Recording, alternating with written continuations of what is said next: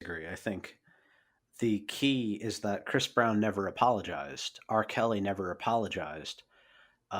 You don't get canceled if you don't apologize. If you do not accept the accusations, if you ignore it entirely, it never mattered. You know, they feed off of the apology. They feed off of the moral power. And I think the real truth of the matter, and this has always been my take, this is perhaps too hot for most people as of now, but artists are of a greater type than Twitter users, to put it lightly. If you are a creator, you you have far more moral leeway than a normal person. A normal person is a jerk and people won't like them. A famous person is a jerk and people like them even more. Hmm. Um, but I see shit like Caravaggio murdered somebody. Is Caravaggio problematic? Like, what the fuck are you talking about? He's Caravaggio. There's no canceling the great artists of the Renaissance. It's not possible. And this is my whole really big problem with the cancellation of the founding fathers. This is my hot take of the week. Um, so, do you know about the founding myth of Rome with Remus and Romulus, Yes, yes. and how Romulus killed Remus?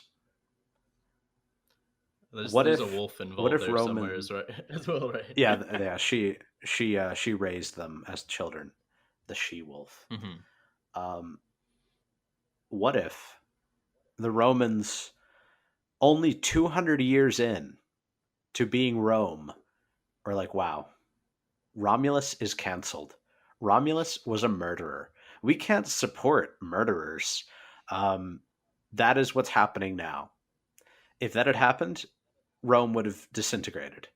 Um, there comes a point where, purely by being powerful, there is a justification for the continued existence of a myth.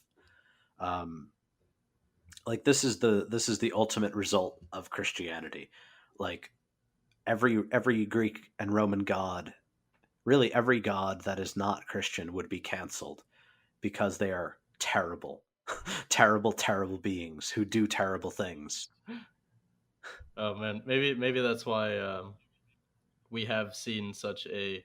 Now this is all, this is all a circle of any podcast we've recorded, but there's certainly a reason why we don't see people taking up the mantle of the new mimetic gods, even though now more than ever someone Mhm. could do it very easily. What the last thing I'll add as a note onto the cancel culture is I see interesting instances in which, um, beyond simply not acknowledging it, which seems to be the optimal strategy if I were advising most people, that's depending on the severity, you just don't acknowledge it. But the other caveat with that is that you need to produce things that are still of merit, because if you are someone who was already sort of in a weird uh maybe plane of whether or not what you're doing actually merits any attention, Mhm. you're forced to already become sort of a jester to maintain attention, and those types of people truthfully almost can't unless they play it like a 6ix9ine-esque role, which he's Mhm. another one who's very interesting. But I do think if Chris Brown had released really awful music after it, we would have seen and maybe I'm wrong, No, but I think you're I do completely think right. people like people like, it's weird, we like that some of these people continue to operate uh despite being canceled. Like I look at a figure like Little Huddy, who's one of the top TikTokers, who it's honestly it's spectacular the way in which his transgressions of the past have been like adopted into his narrative. They call him, because he said the N word, and I think there's other things he's done, but they literally call him the Melanin King now, and they make all these jokes about him being black, and he's been like absorbed into all of this. And he by no means is doing anything of note. He is simply lip syncing and being like conventionally good looking, but most of his popularity is solely off the fact that he exists as this villain who you know, he people love to hate him. People love to hate him.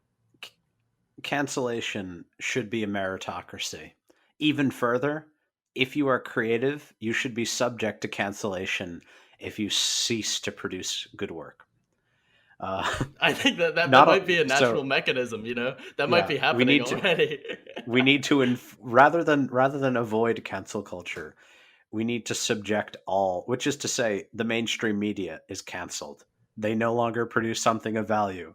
Canceled. Mhm. That's Journalists, actually, you're next. you know, leftists, if you're listening and you're, you know, that savvy Gen Z people who cancel the Trump rally, Jesus Christ, that has gotten out of hand. The way in which that narrative has been adopted, I'll send you some TikToks after this, but that is it is. Mhm. AOC today said something where she's like, "Thanks to TikTok and those great Zoomers, we were able to cancel another Trump rally."